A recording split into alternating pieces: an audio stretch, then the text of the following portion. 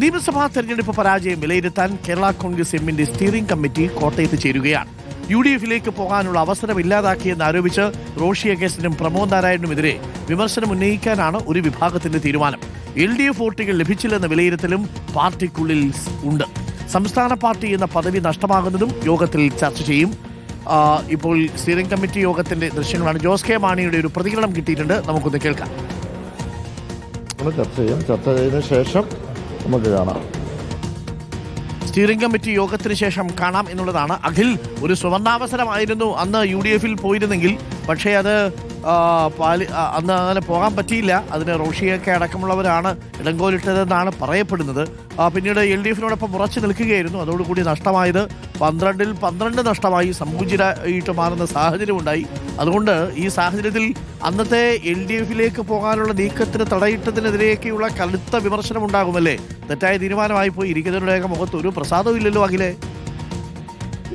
തീർച്ചയായും ഡോക്ടർ അരുൺകുമാർ, പ്രസാദം ഉണ്ടാവാൻ സാധ്യതയില്ല എന്നുള്ളതാണ്. കാരണം 12 തോറ്റു.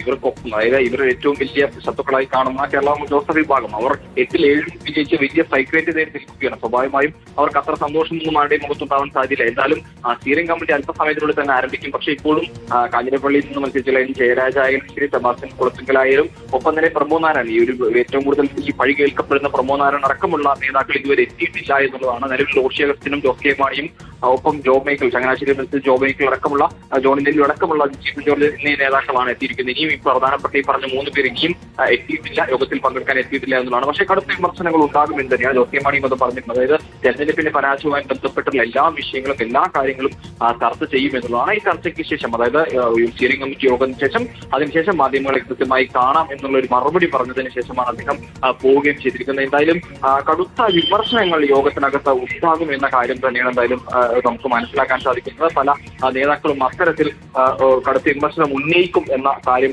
പറയുകയും ചെയ്തിട്ടുണ്ട്. എന്തായാലും യോഗം അല്പസമയത്തിനുള്ളിൽ തന്നെ ആരംഭിക്കും. പക്ഷേ പ്രധാനപ്പെട്ട 1-2 നേതാക്കൾ കൂടി എത്തിയതിനു ശേഷത്തിലേക്ക് യോഗം സ്റ്റിയറിംഗ് കമ്മിറ്റി യോഗം നടക്കുകയാണ്. ആ സ്റ്റിയറിംഗ് കമ്മിറ്റി ഇനി എങ്ങോട്ട് തിരിക്കും എന്നുള്ളതാണ്. ഒരു സ്ഥലത്ത് LDF-ൽ നിന്ന് UDF-ലേക്ക് പോകാനുള്ള ഒരു സാധ്യതയുണ്ടായിരുന്നു. ആ സാധ്യതയെ അടച്ചത് ചില നേതാക്കളാണ്. ആരുടെ മുഖത്തൊരു പ്രസാദമില്ല. എങ്ങനെ പ്രസാദിക്കും? 12 പേരും തോറ്റു.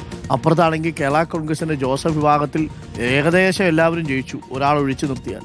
അപ്പോൾ പിന്നെ എങ്ങനെ പ്രസാദിക്കാനാണ്? ഇനി അവരവിടെ മന്ത്രിമാരെ കുറിച്ച് ചർച്ച ചെയ്യുന്നു, ചീഫ് വിപ്പിനെ കുറിച്ച് ചർച്ച ചെയ്യുന്നു. ഇവിടെ എന്ത് ചർച്ച ചെയ്യുന്നു? എന്തുകൊണ്ട് തോറ്റു? എങ്ങനെ തോറ്റു?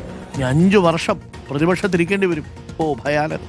അപ്പോൾ പ്രിയപ്പെട്ടവരെ, സമയം 10 മണി കഴിഞ്ഞ് 52 മിനിറ്റ്. നമുക്കൊരു കുഞ്ഞിടവേള കൂടി